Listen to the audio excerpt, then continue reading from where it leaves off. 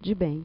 O verdadeiro homem de bem é aquele que pratica a lei, a justiça, de amor, de caridade, a sua maior pureza. Questiona a sua consciência sobre os seus próprios atos. Perguntará se não violou essas leis, se não fez o mal, se nem fez todo o bem que podia ser e se negligenciou voluntariamente.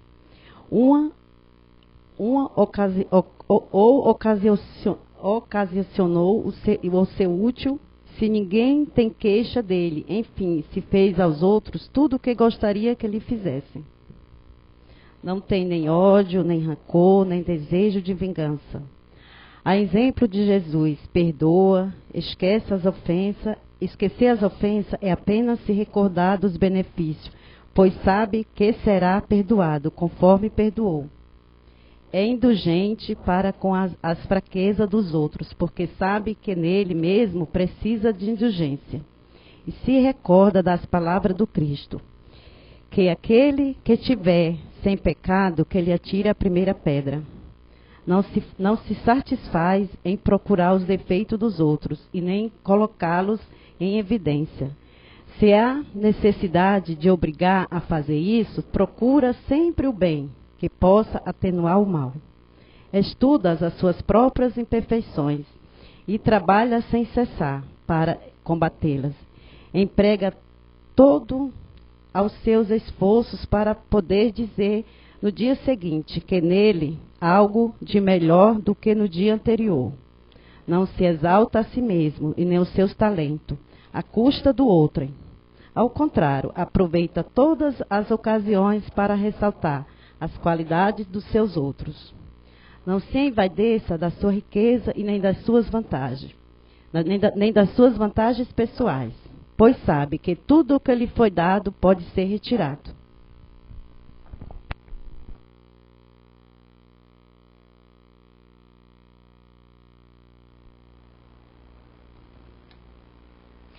Boa noite a todos. Sejam todos mais uma vez muito bem-vindos à nossa CEIU, a este espaço, ao nosso recanto do saber. Agora eu me assustei. A Gisela falou que eu vou ensinar vocês aqui.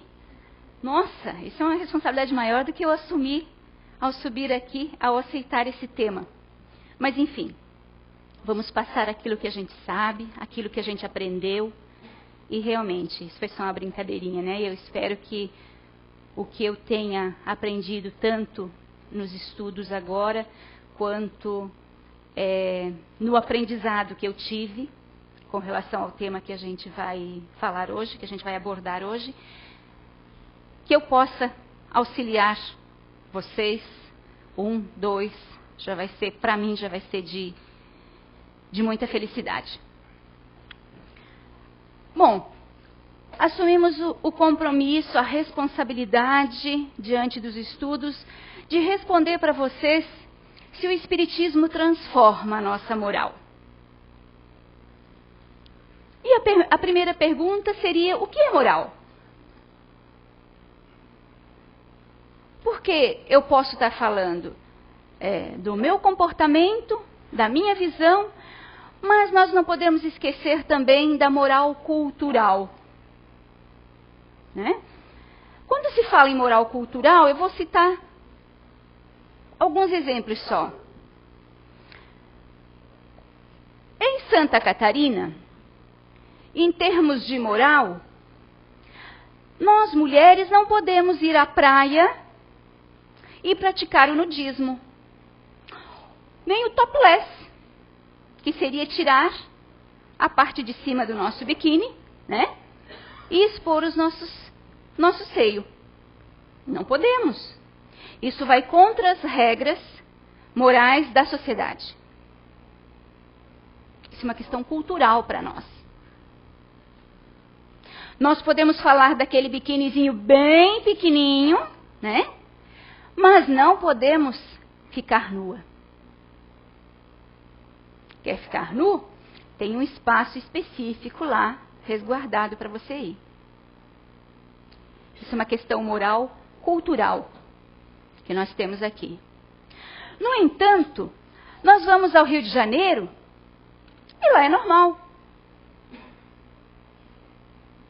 A cultura deles não vê esta prática com os olhos que nós vemos. Né? Com os olhos críticos, com os olhos proibitivos que nós vemos. Nós vamos aos Estados Unidos, em alguns estados, nós vemos o quê? A aplicação da pena de morte. Que vai contra todas as regras, a maior regra, maior lei que o Papai do Céu nos deu. Que é não atentar contra a vida de ninguém, nem contra a minha própria. Eu não tenho nem o direito de tirar a minha própria vida. Com que direito? Quem me outorgou esse direito de tirar a vida do próximo? Não importa o que ele cometeu. Não importa o crime hediondo que ele cometeu. Nós, aqui dentro da doutrina espírita, sabemos que a pessoa que cometeu o crime, independente do grau que cometeu, em algum momento vai ter que se explicar perante as leis divinas.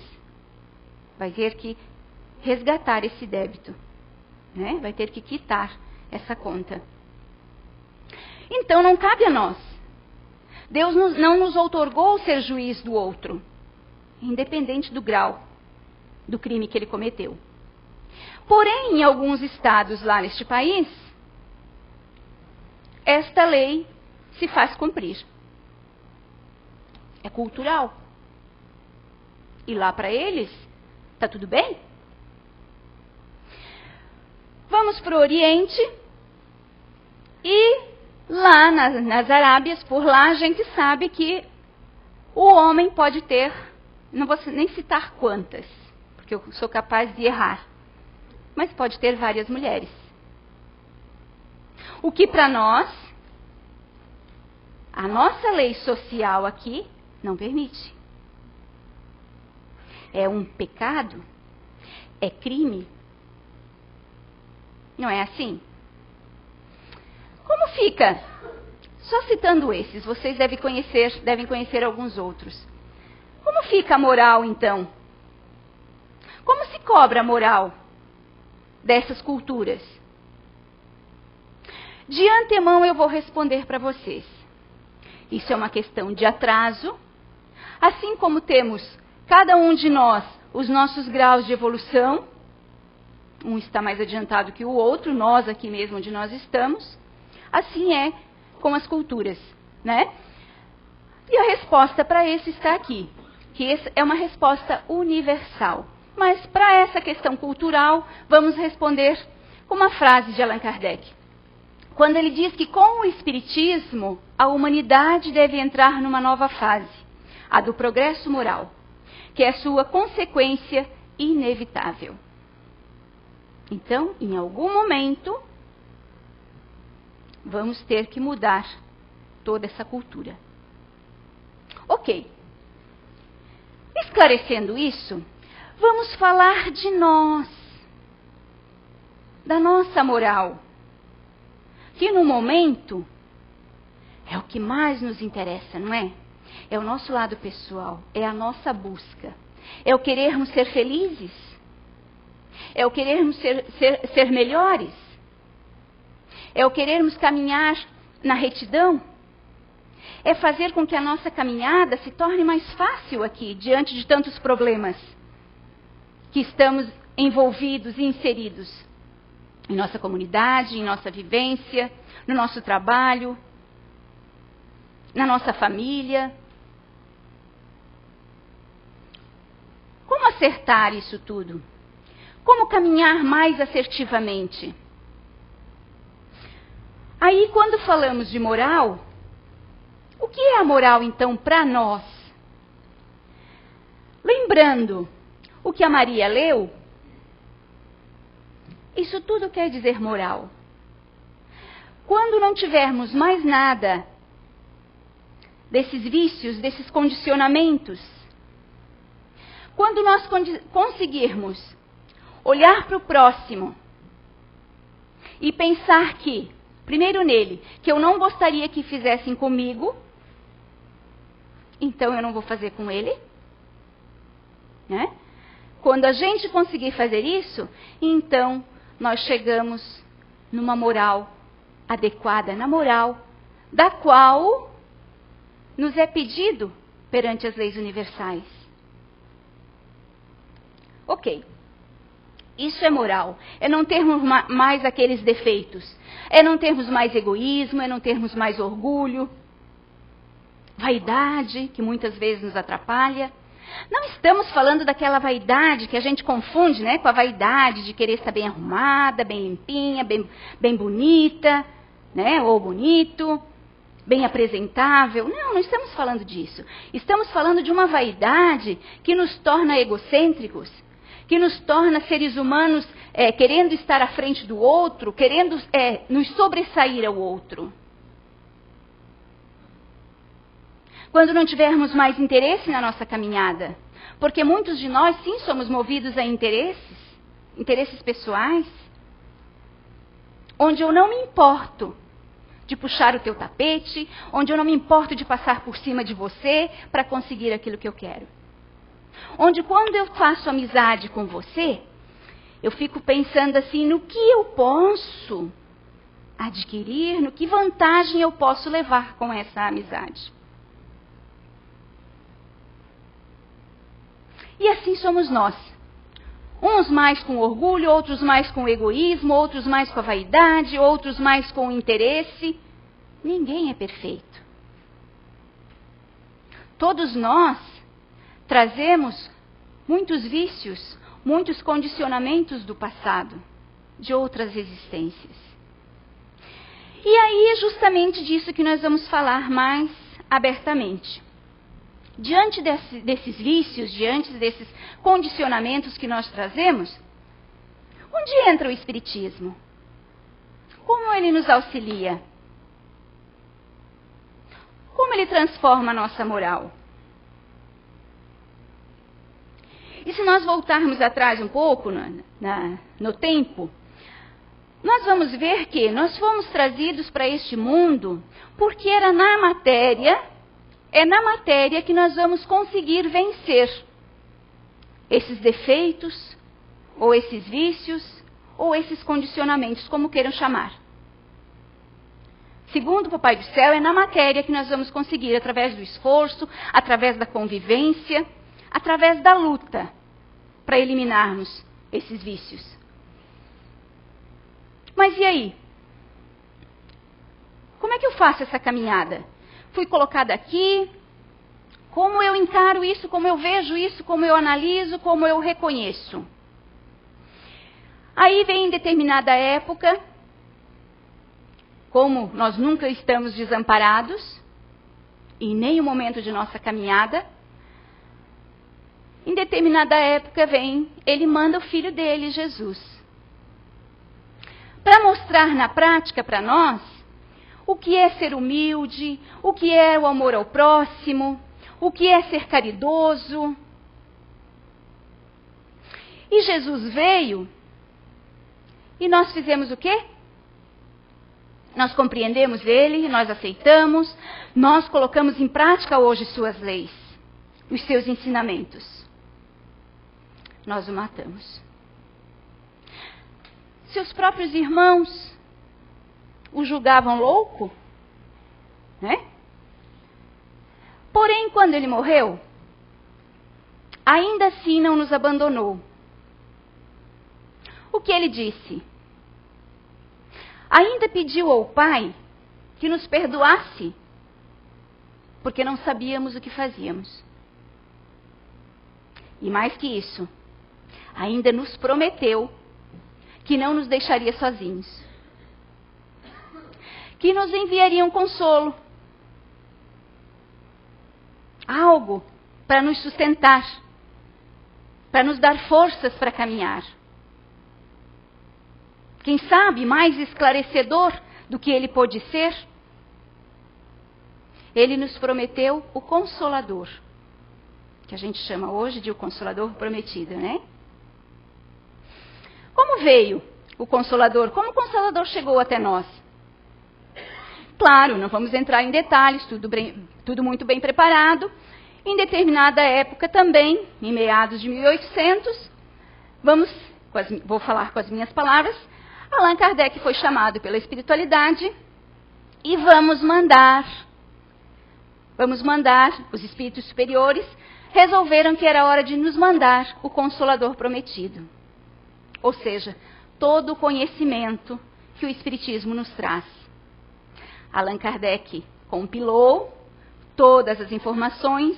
Quem já leu o Livro dos Espíritos, quem já leu o Livro dos Médiuns, quem costuma ler o Evangelho, sabe que é muito bem esclarecido, que não tem como confundir, não tem como me equivocar quando eu abro uma determinada página, lá como a Maria leu, e lá fala sobre a lei de amor.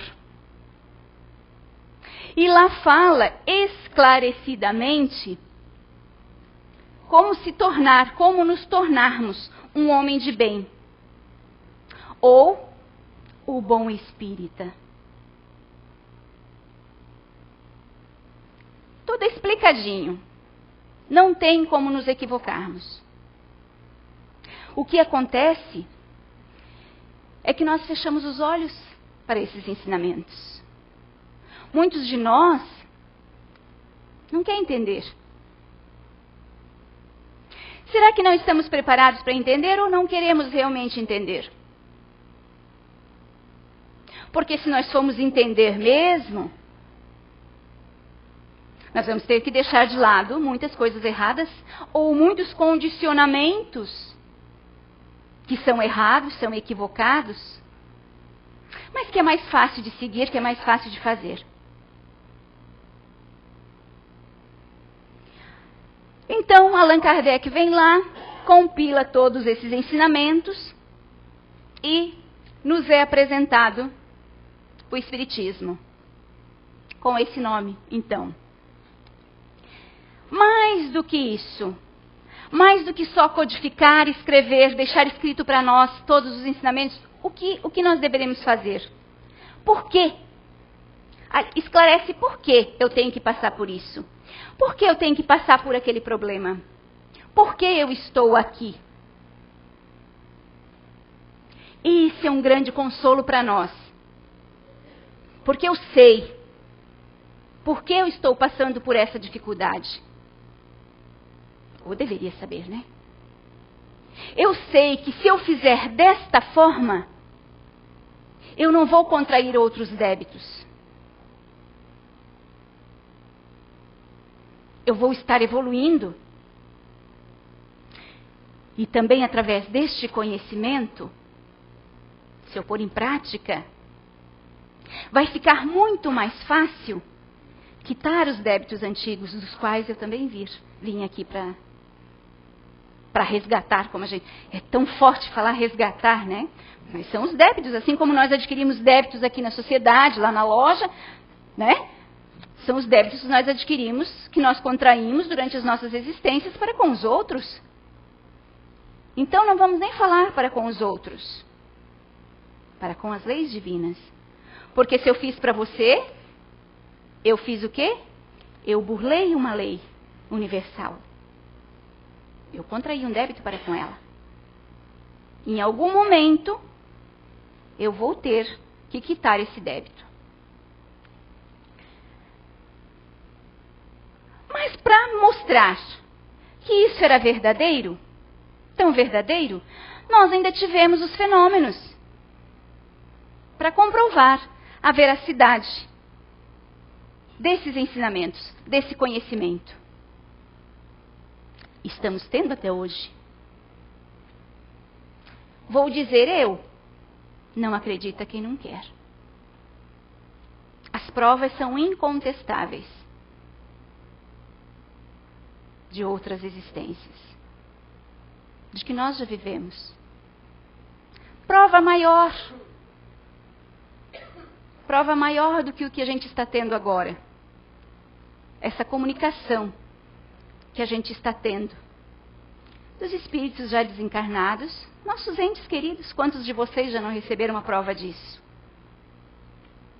Diante disso, diante dessas provas, principalmente quem já recebeu e que comprova, eu até estava comentando com a Gisela, quando nós chegamos primeiro, 4 da tarde nós chegamos, e estava comentando com ela que depois de 25 anos de desencarne, o meu irmão, que desencarnou com 15 anos de idade, esteve presente na sessão de domingo. Tá, mas você é uma trabalhadora da casa, todo mundo sabia. Eu estou 11 anos aqui. O meu sobrenome é outro. Tá? Agora, provavelmente, dos trabalhadores, quem leu, quem sabe, porque nem todos aqui sabem que o meu irmão estava ali. Nem todos. Pergunta para alguns ali, que eu posso apontar para vocês, como é que é o meu sobrenome, que é o mesmo sobrenome dele, que é o meu sobrenome de nascimento. Ninguém sabe. Ninguém sabia sobre esse meu irmão. Então, eu não precisava de provas, mas eis aí mais uma comprovação.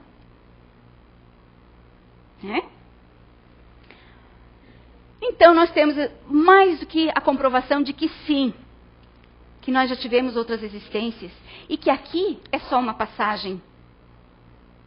E que o Espiritismo, este conhecimento que os Espíritos nos trouxeram, nos deram, é para nos dar forças, é para nos auxiliar nessa caminhada, é para que a gente consiga caminhar acertando mais, é para que a gente pare de bater tanto a cabeça no mesmo erro, para que a gente pare de errar, bater na mesma tecla, como a gente costuma dizer, né?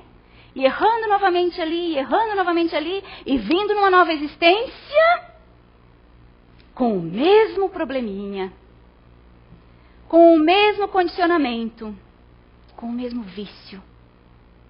Eu venho aqui e eu ainda sou orgulhosa. Eu venho aqui e eu ainda sou arrogante. Eu venho aqui e eu ainda quero passar a perna no meu irmão. Eu venho aqui e eu ainda tenho o vício da sexolatria. Eu venho aqui e eu ainda tenho o vício da fofoca. E tantos outros que a gente pode citar. E que eu não preciso citar. Basta cada um de nós olhar para dentro de nós. Mas a maioria de nós, ou alguns de nós, vamos parar de falar a maioria, né? Vamos dar um pouquinho de como é que a gente diz? Vamos dar um pouquinho de merecimento aí, pelo esforço de cada um. Mas alguns de nós ainda não quer olhar no espelho de si mesmo. Porque tem medo do que vai ver refletido lá. Alguns de nós ainda tem medo de olhar para dentro de si e medo do que vai encontrar. Ou até já sabe, mas tem medo de assumir.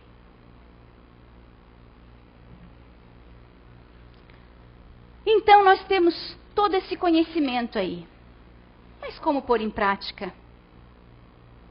Como pôr em prática todo esse conhecimento? Precisa haver uma forma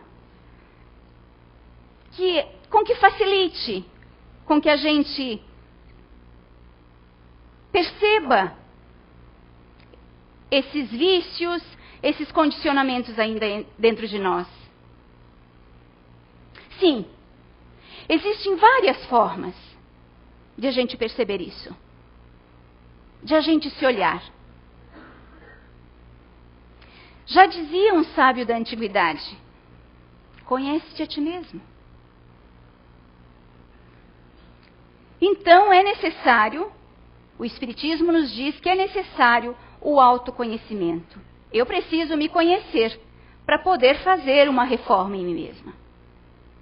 Como é que eu vou fazer uma reforma em mim? Como é que eu vou eliminar um condicionamento ruim que eu tenho? Se eu não sei como, ou se eu não o reconheço, ou se eu não me conheço. Eu vou citar 3 formas, de muitas que existem, mas eu vou citar 3 formas aqui. Cada um vai escolher aquela que lhe aprovera, aquela que lhe cabe melhor, aquela que lhe acha mais confortável.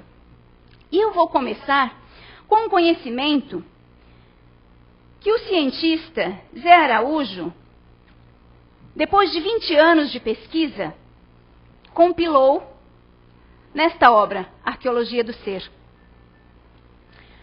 Cientista, pesquisador, conhecedor do comportamento humano.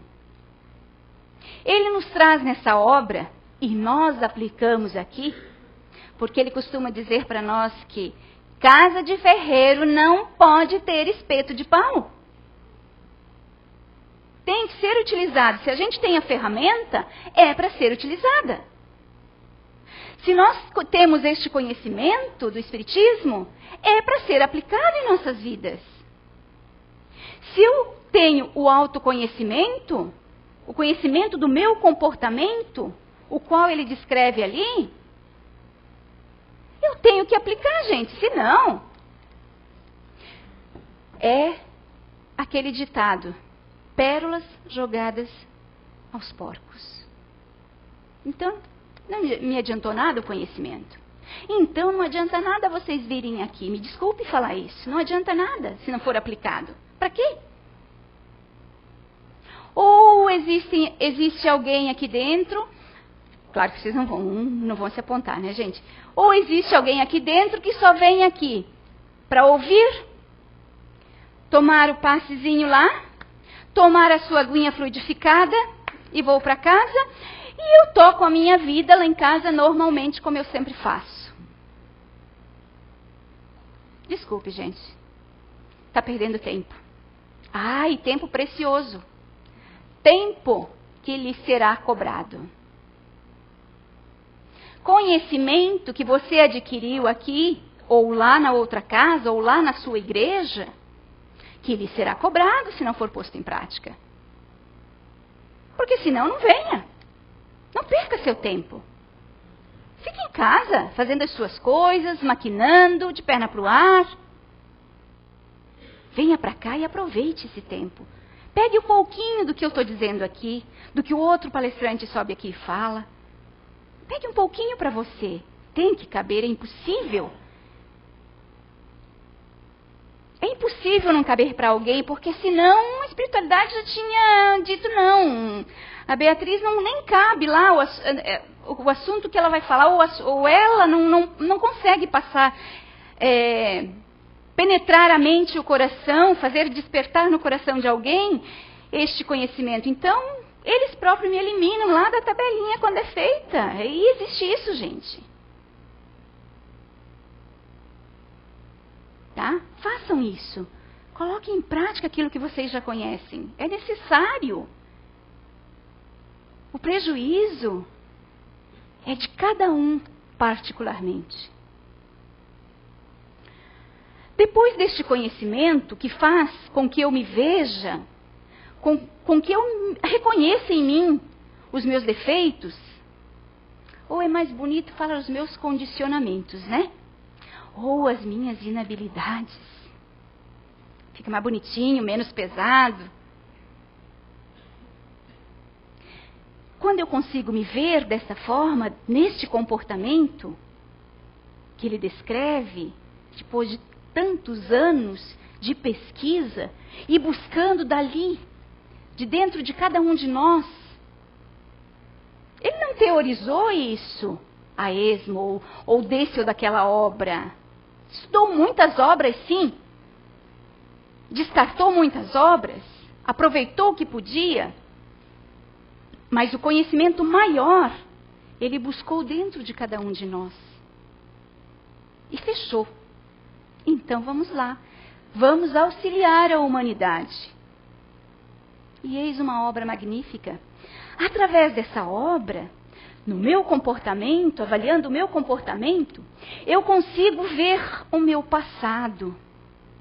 Eu consigo ver o que ainda é difícil para eu tirar de mim aqui. O que ainda estou condicionada. Consigo ver? Consigo. E aí, juntando estes dois conhecimentos, que eu vou falar de antemão para vocês.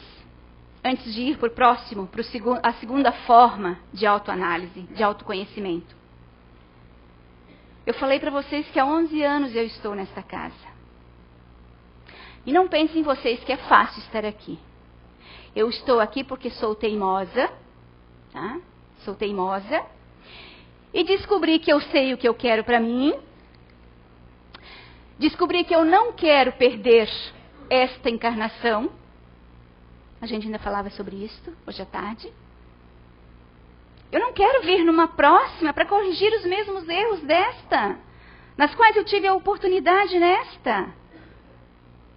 Eu não estou dizendo que eu vou conseguir completamente, mas eu posso garantir a vocês que eu tive o privilégio de conhecer junto, ao mesmo tempo, essas duas ferramentas que são alavancas para a nossa evolução, que são alavancas para a gente cortar o mal pela raiz, para a gente sair dos condicionamentos que a gente traz, que a gente ainda reconhece na gente.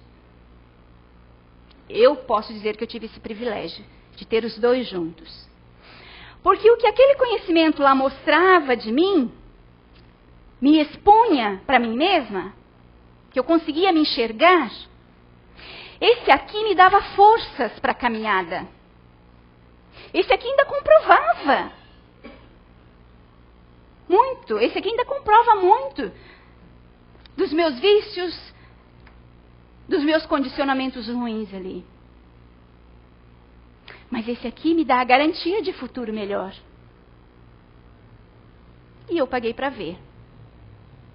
Tinha gente, quando eu cheguei a esta casa, teve gente, tá? Não vou citar nomes, mas teve gente que não botava fé em mim. Ah, essa, coitada, ela não vai dar nada. Não vai melhorar nunca. Sim. A própria pessoa me contou depois. Mas, de alguma forma, isso me emociona. Lá em cima alguém disse, não, dá mais uma oportunidade para ela. Dá mais uma oportunidade, vamos ver até onde vai.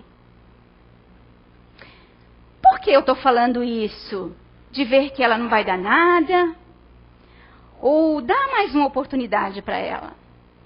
Porque, gente, já ouvi muitos de vocês aqui dizer, não, mas essa Bia, eu não conheço, essa Bia não pode, tu não era assim. Ah, eu era assim. Orgulho, foi quem criou, tá? O orgulho, a raiz estava aqui. A arrogância, era meu também. Eu achava que eu era a pessoa mais importante do mundo.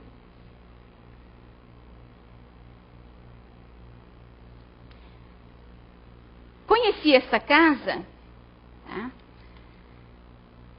Porque quando me falaram do Espiritismo, na ignorância da gente, não criticando, porque muitos de nós somos ignorantes com relação aos conhecimentos, né? Mas quando me falaram, uma amiga me falou sobre o Espiritismo, Espiritismo, então é aquele local onde se faz macumba, onde se faz um trabalho lá para resolver os problemas. Sim, eu pensava dessa forma, eu era ignorante a respeito do conhecimento. Eu não sabia o que era o quê. Para mim era aquilo, era a crendice popular. Todo mundo, o ignorante que não sabe definir cada linha pensa dessa forma. E eu pensava assim. E eu estava com um grave problema. O meu problema é que eu devia para Deus e o mundo. E alguém, mas então esse tal do Espiritismo vai resolver o meu problema.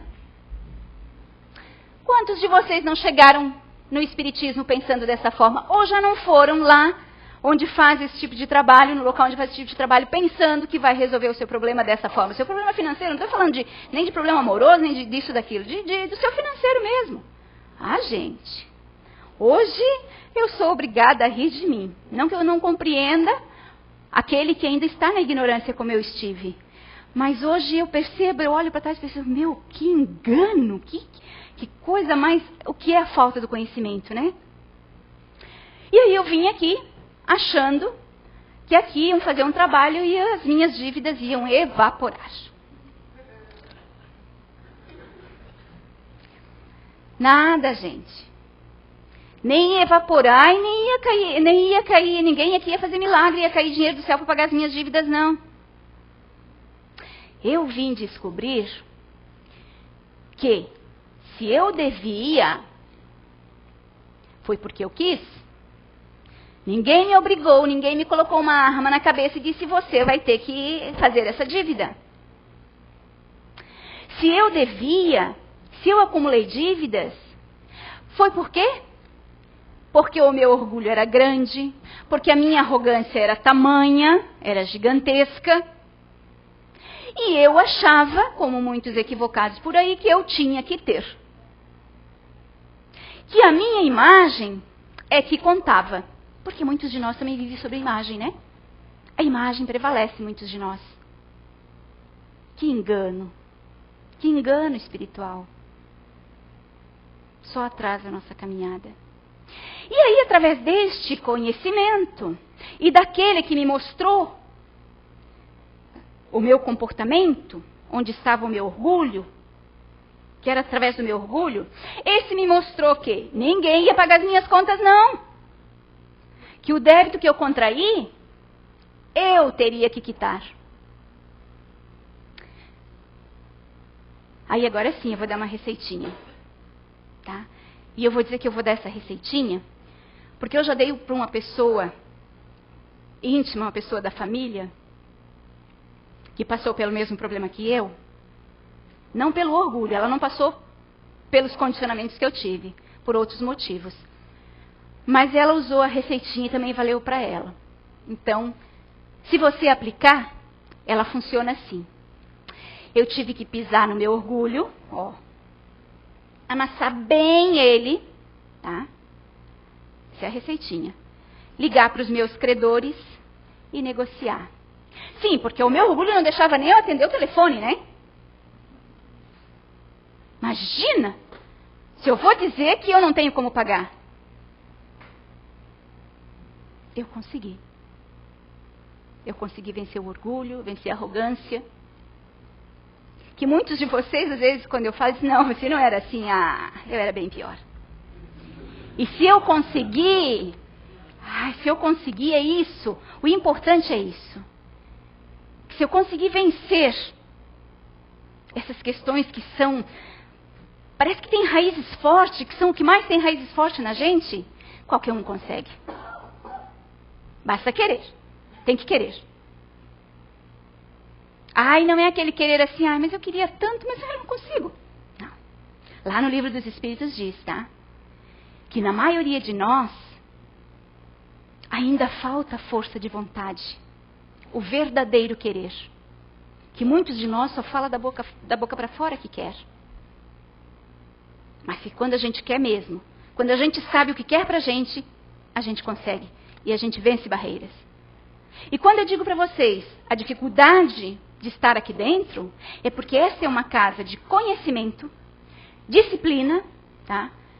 Ou você aplica em você para uma melhora, ou você cai fora. Porque a espiritualidade não vai deixar com que a gente atrapalhe um trabalho maior, né? Um trabalho que é universal. Um trabalho que não é para mim, não é para o ego do Robson, não é para o ego do José Fernando, não é para o ego da Nice. O trabalho não é deles.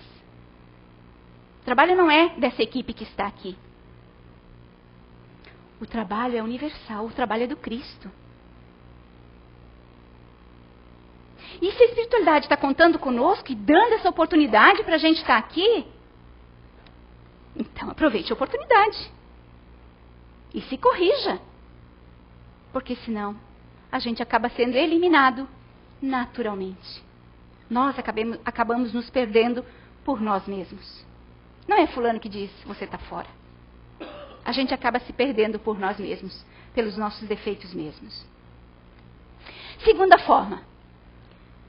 Talvez um pouco mais fácil, não tão forte quanto o que eu coloquei para vocês, a de Santo Agostinho. Quando dizia que era necessário nos conhecer a nós mesmos, ele aplicava a seguinte fórmula com ele. Toda noite, antes de dormir, ele fazia uma autoanálise. Ele repassava o seu dia. Ele se perguntava se ele não tinha feito nada de errado durante o dia. se ele não tinha prejudicado ninguém durante o dia. Desde o acordar até o deitar. Repassava, fazia autoanálise. E se ele tinha feito todo o bem que podia, todo o bem que ele pudesse ter feito naquele dia, se ele havia feito, se ele não havia perdido a oportunidade. Diante dessa análise, dessa autoanálise, ele traçava a sua nova conduta para o outro dia. Ok. Quantos de nós conseguem fazer isso? É mais simples. Quantos de nós tiramos um tempinho ao chegar em casa para fazer essa autoanálise? A terceira análise é parecida com essa. Divaldo, em uma palestra, nos ensinou o seguinte, que para fazer essa autoanálise, era para a gente olhar para dentro da gente e ver o que eu já conseguia perceber em mim de defeito, de vício, de condicionamento. E listar aquilo que eu já percebo, aquilo que eu já consigo perceber. E listar. E nessa lista, que eu fosse trabalhando dia após dia. E era para eu tomar cuidado, porque se eu for listar, tá? A Beatriz ensinou lá que o Divaldo falou, então vou chegar em casa, vou pegar um papel e vou começar a listar. Mas eu não consigo encontrar nada. Opa! Ele diz o seguinte, que é para eu tomar muito cuidado quando eu não encontrar nenhum, porque aí eu posso estar cometendo, à beira de cometer a primeira falha. Voltando aos critérios, né, às questões que eu coloquei lá, né? Dia após dia, semana após semana, eu fosse combatendo em mim, me policiando, para não fazer mais aquilo, para não me melindrar, para não ser egoísta com o outro, para ajudar quando eu puder, para passar o meu conhecimento sem azedume, enfim. São inúmeros, cada um olha para dentro de si e vê o que reconhece. E liste. E tente trabalhar no dia a dia. Dia a dia, dia após dia, semana após semana. E daí ele diz que no momento em que eu perceber que eu consegui vencer esses itens aqui, aí eu já consigo visualizar outro. Porque o outro estava tampado com esses aqui, né? Então eu começo novamente. Vamos para os próximos. Esses eu já eliminei. Que bom. Agora eu já consigo visualizar outros. Vamos sentar e vamos fazer uma nova listinha. Benjamin Franklin, em sua autobiografia, ele citou isso. Ele passou por uma dificuldade muito grande, porque ele era uma pessoa muito egocêntrica. Nas reuniões sociais, nos eventos, nas festas que ele ia, ele costumava apontar, criticar as pessoas, né? Quem gosta disso? Ninguém gosta disso. E ele, bonachão lá, né? Se vocês forem ver a fotinho dele lá, é bem bonachão mesmo, né? E ele costumava fazer isso. Até que as pessoas começaram a se dar conta de que estavam se sentindo agredidas com aquele comportamento dele. E as pessoas estavam convidando ele, continuavam convidando ele, mas por obrigação, ninguém mais suportava ele. Quando foi um momento, ele se deu conta que ninguém mais convidava ele para nada. E no próximo momento ele se deu conta de que ele estava sozinho, isolado, sem nenhum amigo, sem ninguém. O que ele fez? Culpa. O que nós costumamos fazer? Mas é culpa dela que não me convida mais. É porque ela é assim, assim, assim. Mas é culpa dele. É o nosso mau hábito, né? Quando a gente não quer se enxergar, primeiro, é fácil, né? Primeira coisa é a gente culpar o outro. Ele não. Ele foi muito sábio. Ele olhou para dentro dele. Não, espera aí. Se ninguém mais quer conviver comigo, algo eu tenho de errado em meu comportamento. E ele foi perceber. E o que ele fez? Ele fez o que Divaldo nos ensina. Ele listou 13 pontos falhos em seu comportamento. E se pôs a trabalhar dia após dia em cima deles. E foi vencendo cada um. Com isso, eu vou encerrar dizendo para vocês que o Espiritismo tem como propósito essencial o progresso moral da humanidade. E agora, respondendo à pergunta, o Espiritismo, bem compreendido e vivido, sim, transforma a nossa moral. Então eu espero que vocês não venham aqui só para ouvir, tomar a aguinha, tomar o passe, ir para casa e acabou. Eu conto com vocês para começar essa reforma, essa transformação moral.